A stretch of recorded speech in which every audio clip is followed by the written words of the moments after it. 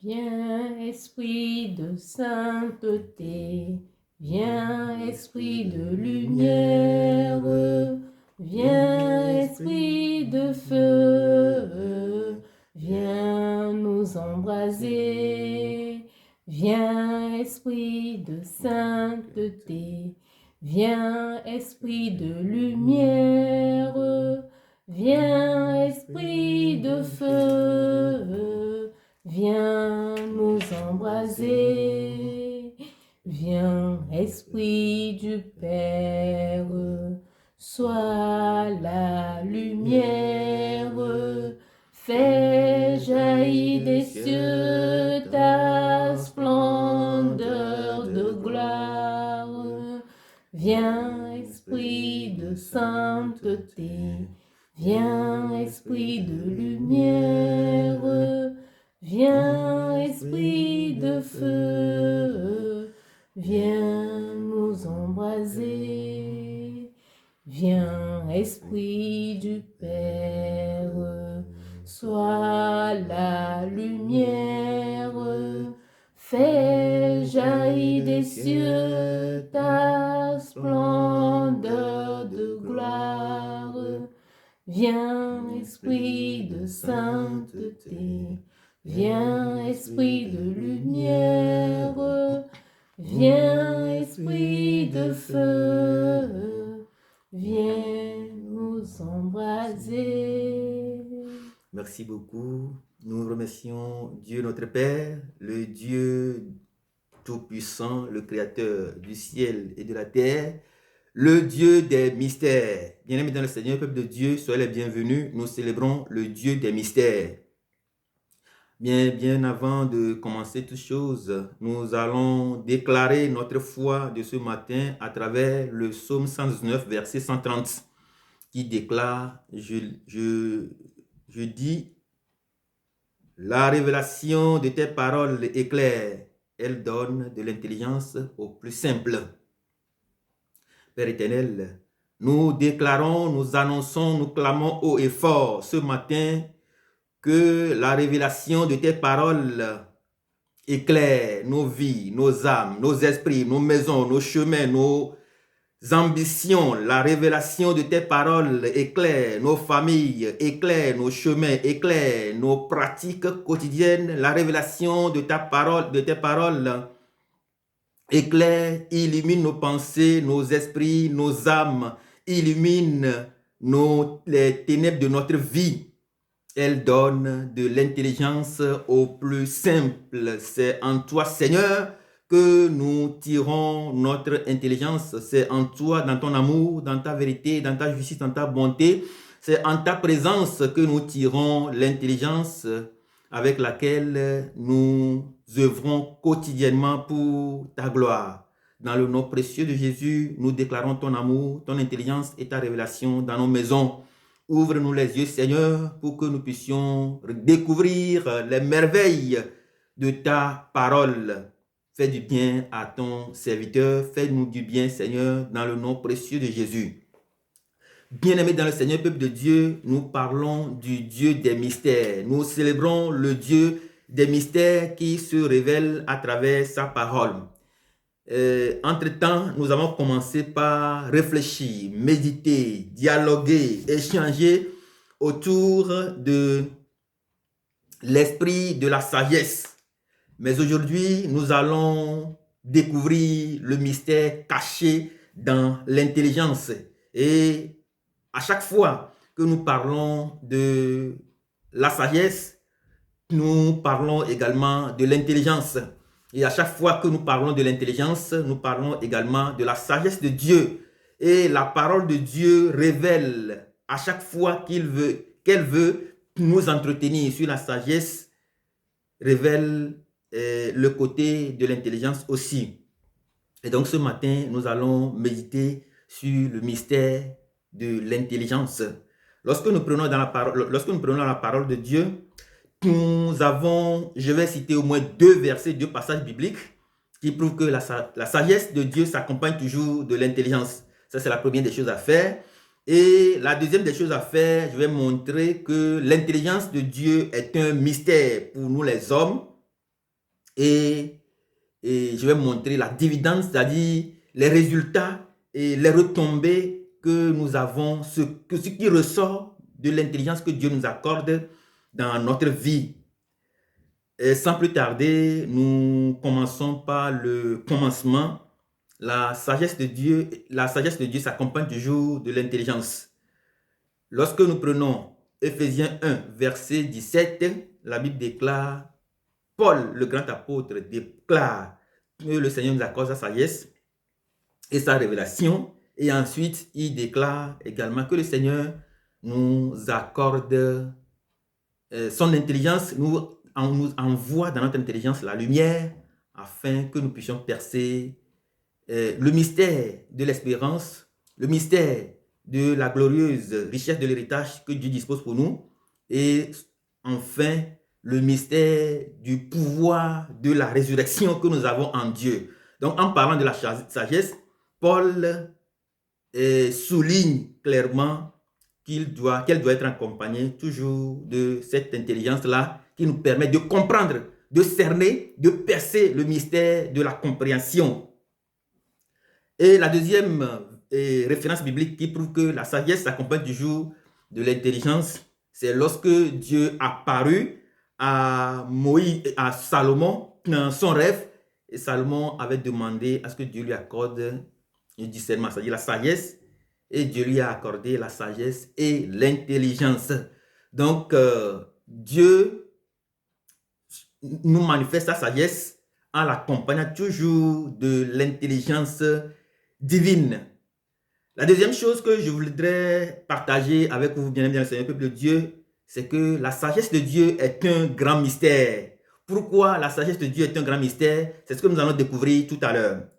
La première chose qui démontre clairement que la sagesse de Dieu est un mystère, c'est que dans Éphésiens 1, verset 17, Paul déclare que lorsque Dieu envoie lui-même sa lumière dans notre intelligence, c'est en ce moment que nous pouvons cerner, comprendre, appréhender, en ce moment que nous pouvons être en contact, nous pouvons découvrir en réalité que l'intelligence nous permet d'avoir d'abord une place dans le cœur de Dieu. C'est-à-dire, Paul déclare que Dieu nous permet que cette intelligence nous permet de comprendre l'espérance que nous avons en Christ, notre Dieu. Donc, l'espérance, c'est la place, c'est aussi la place, le désir de la place que nous avons en Dieu, dans le cœur de Dieu, dans l'amour de Dieu, dans la vie de Dieu. Donc, l'intelligence nous permet de comprendre clairement quelle est notre place, notre positionnement, la vie que nous menons, la vie que nous voulons mener, comment cela se positionne en Dieu pour nous. Qui sommes-nous concrètement en Dieu? Voilà, donc l'intelligence dont parle Paul ici est un mystère parce qu'il nous permet d'abord, dans un premier temps, de découvrir l'espérance qui est attachée à l'appel que Dieu nous fait. La deuxième chose que l'intelligence nous permet de faire, de cerner la glorieuse richesse de pouvoir, la glorieuse richesse de l'héritage que Dieu dispose pour nous. C'est ce que nous tous avons, c'est ce dont nous avons tous besoin aujourd'hui dans ce monde. La glorieuse richesse de l'héritage, c'est quoi? C'est l'avoir. Tout ce que nous avons aujourd'hui, on se respecte, on respecte des gens parce qu'ils ont quelque chose. Ils ont les moyens, ils ont la capacité de réaliser de grandes choses.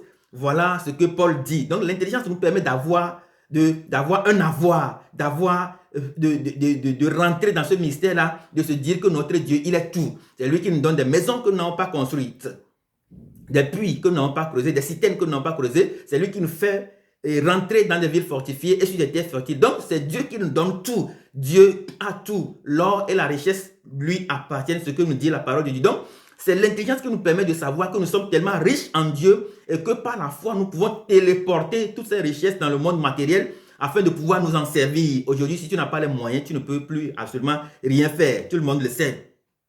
Et la troisième chose que l'intelligence, ce mystère nous permet de découvrir, c'est effectivement le pouvoir extraordinaire de la puissance que Dieu a manifesté en ramenant Jésus de la mort à la vie. Le pouvoir, 1, la place de Dieu dans l'espérance. 2, c'est l'avoir, les moyens, les capacités. 3, donc c'est le pouvoir que nous avons. Tout le monde a envie d'avoir un pouvoir. Tout le monde est pris par le pouvoir. Quand on dit pouvoir, tout le monde a le pouvoir pour tout contrôler dans le monde.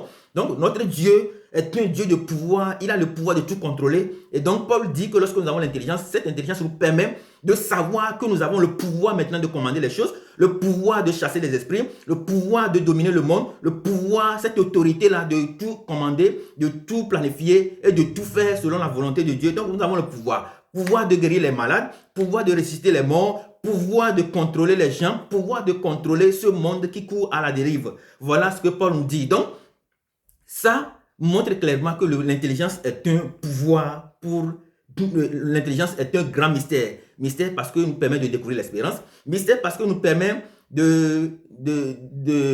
d'avoir de l'avoir, des moyens, des capacités que nous pouvons téléporter par la foi et pour pouvoir l'exercer dans le monde matériel et devenir une personne influente. Troisième chose, d'avoir le pouvoir de tout contrôler, de tout dominer, le pouvoir de tout gérer, le pouvoir de gérer les territoires, le pouvoir de gérer les maisons, les territoires, les villes, les pays, le pouvoir de gérer le continent ou bien les continents, le pouvoir d'être de marcher dans les hauts lieux et de faire partie et de s'asseoir autour de la table de Dieu où il déverse son huile sur notre tête et notre coupe est débordante. Et la Bible dit que son bonheur et sa grâce nous accompagnent tous les jours de notre vie. Donc, nous avons l'espérance, nous avons la voix et nous avons le pouvoir. Bien-aimés dans le Seigneur, peuple de Dieu, quoi de plus beau que de prier pour que le Seigneur nous accorde son intelligence, ce mystère qui nous permet d'être des hommes équilibrés. La deuxième chose qui permet de découvrir que l'intelligence est un grand mystère, c'est lorsque nous voyons dans le livre de Luc 24, verset 45, la Bible dit que Jésus-Christ apparu au milieu des apôtres, ouvrit leurs yeux aux intelligences des Écritures. Pourquoi? Et l'intelligence des Écritures, pourquoi? Pour proclamer la bonne nouvelle qui guérit les cœurs brisés, contrits, la bonne nouvelle qui annonce une année de bienfaits au peuple de Dieu, qui délivre les gens de leur captivité, la bonne nouvelle qui sauve le monde, la bonne nouvelle qui donne le salut. Donc, nous tous, nous sommes d'accord que porter la bonne nouvelle de Dieu au monde entier est un grand privilège parce qu'en ça, Jésus nous a donné l'autorité. Il a dit, voici les signes qui croiront à ma parole. Quand ils ont de l'intelligence, voici les signes qui croiront à ma parole, et qui accompagneront ceux qui croiront à ma parole. Vous marcherez sur le scorpion et le dragon. Si vous touchez du poisson, vous ne serez pas atteint. Eh bien, nous avons de grands signes qui accompagnent ceux qui proclament la bonne nouvelle de Dieu et ils ne manqueront absolument de rien. Ils ne manqueront de rien. Je n'ai jamais entendu quelqu'un qui prêche la bonne nouvelle, qui apporte la bonne nouvelle au peuple de Dieu, nous mourir de faim. Il y a certains même qui arrivent à dire que Dominus vobiscum ne mourra jamais de faim. Celui qui parle de Dieu, celui qui annonce la bonne nouvelle ne mourra jamais de faim, il ne manquera absolument de rien, car l'Éternel est notre berger, rappelez-vous. Et la troisième chose qui montre que l'intelligence est un grand mystère, c'est lorsque nous prenons 1 Chronique 28, verset 19, la Bible déclare que David a déclaré clairement, a montré, a révélé le grand plan de la construction du temple de Dieu. C'est une révélation que le Seigneur lui a faite et David déclare que c'est pas un écrit de la main de l'Éternel qui m'a révélé l'intelligence de ces choses. Ça veut dire Dieu a ouvert l'intelligence de David au plan de la construction du temple. Et lorsque Dieu a ouvert l'esprit ou l'intelligence de David sur le plan, a ouvert son esprit sur le plan de la construction du temple, qu'est-ce qui s'est passé? Dieu lui a dit en même temps que tu ne vas pas construire mon temple, tu vas laisser ton fils construire le temple. Donc Dieu a ouvert son intelligence, mais Dieu ne lui a pas seulement donné le plan de la construction du temple, que c'est même l'origine de la construction du temple que nous faisons aujourd'hui. Donc Dieu ne lui a pas montré seulement le plan de la construction du temple, mais Dieu lui a aussi révélé par David, Dieu a aussi révélé par David en lui ouvrant son esprit aux intelligences. Dieu lui a aussi révélé le culte. Lorsque nous prenons les psaumes, nous allons voir les chansons, les mélodies de David. Est-ce que nous prenons le cas de même David quand il se présente devant le roi Saül, il chante. David et Saül a le cœur complètement affermi. David a le cœur paisible. Bien évidemment, c'est un peuple de Dieu. David n'est pas seulement à qui Dieu a ouvert les yeux aux intelligences, mais aussi à Moïse. Lorsque nous voyons Moïse, Dieu lui a révélé quoi? Le plan de la construction du tabernacle et la loi. Pour dire que à chaque fois que Dieu se révèle à nous par son intelligence, il nous donne quelque chose d'immortel. Dieu immortalise son alliance avec nous en nous révélant son intelligence sur quelque chose. Et ce que je voudrais dire à la fin de cette séance, c'est une question que je voudrais plutôt poser, c'est et nous, sur quoi Dieu a-t-il ouvert notre intelligence? Sur quoi Dieu a-t-il ouvert notre intelligence? Lorsque nous apprenons que lorsque Dieu ouvre notre intelligence, il nous révèle quelque chose pour servir le monde. Sur quoi Dieu a-t-il ouvert notre intelligence? Il y en a un jour, je suis allé acheter un costume avec quelqu'un dans un magasin et c'est quand la personne tenait la costume dans ses mains que Dieu m'a révélé que l'intelligence de cette personne-là se passe pas à travers ses mains. Ça veut dire tout ce que cette personne-là entreprend avec ses mains ne tombera jamais à l'eau. Donc c'est une grande révélation qu'à partir de ses mains, cette personne-là peut réussir valablement et vaillamment sa vie. Donc c'est de cette manière-là que l'intelligence des joueurs que nous voyons aujourd'hui, que nous célébrons aujourd'hui, passe par leurs pieds. Il y a également des artistes, de grands artistes qui chantent. Donc, il y a aussi de nos artistes, de nos frères et sœurs, des artistes qui sont encore dans l'air. Et donc, Dieu passe son intelligence au travers de leur voix. Il y a des gens qui apprennent et qui s'auto-forment plutôt. Et puis, ils sont devenus de grands talentueux en ce qui concerne la musique. Donc, l'intelligence de Dieu, bien aimé dans le peuple de Dieu, peut passer par toutes sortes de voies dans notre vie. Ça peut être par la révélation d'un plan, ça peut être par notre cœur, la façon d'aimer les gens, la façon de servir les gens, la façon de chanter, la façon de voir, la façon de donner et de donner son apport dans une situation. Ça peut être dans n'importe quelle situation, mais la seule façon de savoir que Dieu fait passer son intelligence dans notre vie, c'est de savoir concrètement ce que je fais de plus facile dans ma vie. Ce que nous faisons le plus facile dans notre vie sans l'aide d'aucune personne, c'est en cela que Dieu nous révèle son intelligence. Bien évidemment, dans le peuple de Dieu, nous devons éviter donc de suivre les gens. Nous devons éviter de faire comme les gens en pensant que parcourant le même chemin avec les gens, on arrivera au même résultat que eux. C'est faux. Il faudrait plutôt voir qu'est-ce que je fais le plus facilement dans ma vie. Qu'est-ce que je fais sans l'aide de personne? Qu'est-ce que je suis capable de faire sans les autres? C'est en cela que Dieu nous appelle. C'est en cela que Dieu révèle notre intelligence. Et c'est ce que nous pouvons faire pour réussir favorablement notre vie. Même si on commence aujourd'hui et que ça ne porte pas de fruits, bien évidemment, c'est un peuple de Dieu, ça va porter de fruits parce que pour prouver de l'or, il faut le passer nécessairement par le feu.